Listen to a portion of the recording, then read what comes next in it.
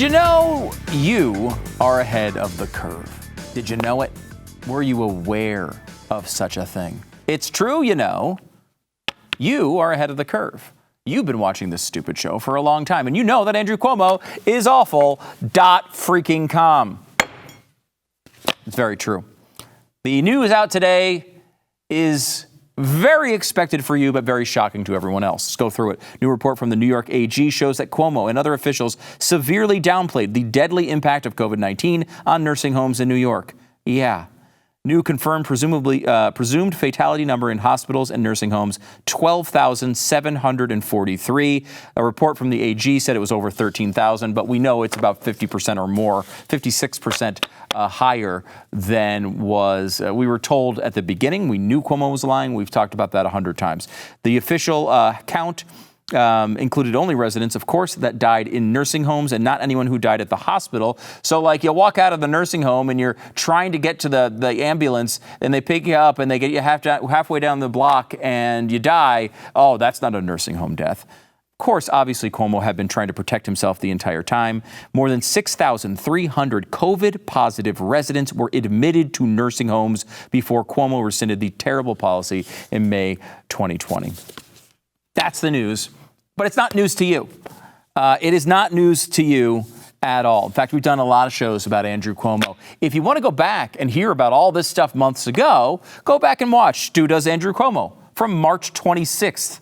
Stu Does the Cuomo Teen. See how fancy we are? April 28th. Stu Does the Cuomo Catastrophe. May 6th. Stu Does Cuomo's Clueless. These are very hard to say after a while. Cuomo's Cluelessness, May 11th. I actually said it right on the show, I think. Stu Does the Cuomo Timeline, Part 1 and 2, May 21st and 27th. Stu Does the Cuomo Truthers, June 26th. Stu Does Kim Jong Cuomo, it's one of my favorites, July 14th. Stu Does Andrew Cuomo's Book of Lies, October 15th. Stu Does Cuomo of the Year on November 30th. I've been ranting about Andrew Cuomo since the very beginning of this whole saga. Why? Because he is awful. Andrew Cuomo is awful. .com. It's true. And here we are. Andrew Cuomo, finally known as the liar that he is, and it's all on paper for everybody to see. Here he is attempting to justify how pathetic his performance was. A third of all deaths in this nation are from nursing homes. New York State, we're only about 28% only. But we're below the national average in number of deaths in nursing homes. But who cares? 33, 28, died in a hospital, died in a nursing home. They died. And I dealt with the loss of my father. Oh. The pain is so incredible and inexplicable. Mm-hmm. And why? Inexplicable. And why? Inexplicable. It's a good word.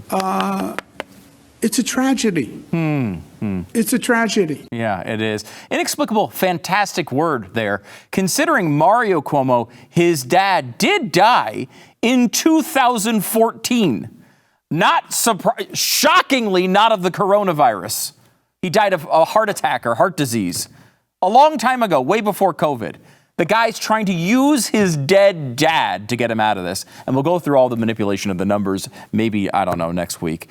Andrew Cuomo explained exactly how this stuff happens at a previous press conference. Incompetent government kills people. Yeah. Incompetent government kills It does. people. More people died than needed to die in COVID. Mm-hmm. That's the truth. Yeah. And forget Democrat, Republican.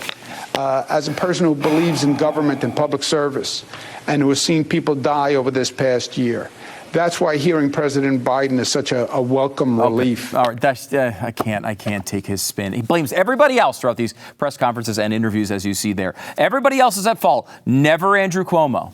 I did appreciate this meme that's been floating around the internet, and I must show you that Andrew Cuomo has been named the State of Florida Realtor of the Year. It's true. And I will say that was a great tweet. Not my favorite tweet from the day. My favorite tweet, of course, from Janice Dean, who's done more than anybody else to raise awareness about what has gone on. Just fantastic. Janice Dean with the famous mug. AndrewCuomoIsAwful.com is where you can get yours and show everybody that you know that Andrew Cuomo is awful. One thing that I found was really interesting throughout all of this, and I'm holding back from being so incredibly pissed off by what has happened here, partially because of this story. This is from Chris Cillizza over at CNN. He posted this story, and it says, Andrew Cuomo's COVID-19 performance may have been less stellar than it seemed.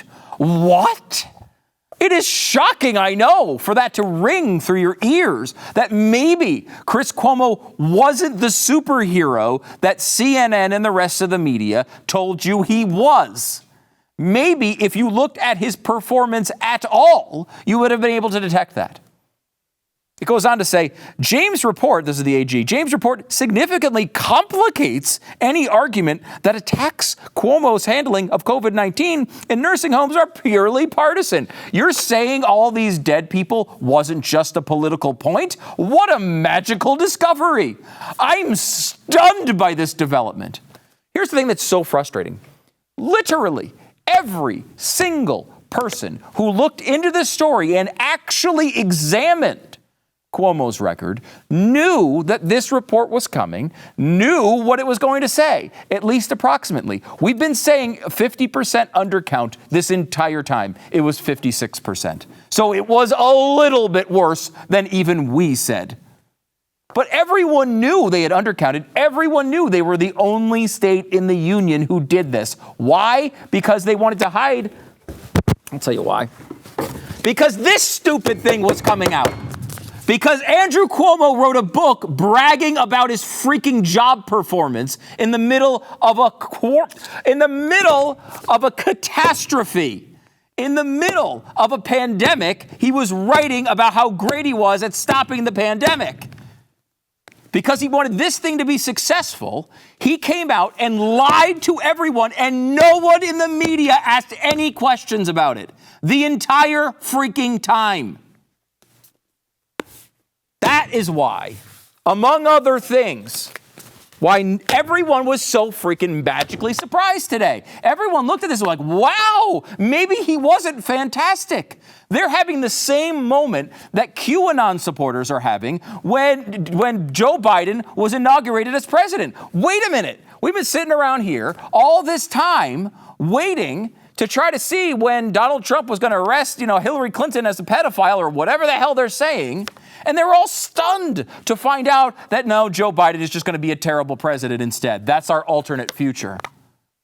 All these people sat around and never asked a damn question about this guy and his record. They all just sat there and kissed his ass night after night after night and laughed joyfully at his little silly interviews with his dumb brother. That entire time is what happened. That report was sitting there. Those facts were known the whole time. They were being sued by the Empire Center and probably others to get the information out of there. And the entire time they hid it, and the entire time the media didn't ask one damn question. Never questioned whether this guy actually did a good job or not. The whole freaking time.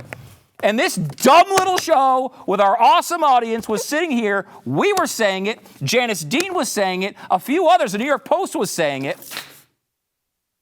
But nobody else was saying it. I guess so this guy's book could sell the freaking 8 damn copies it sold.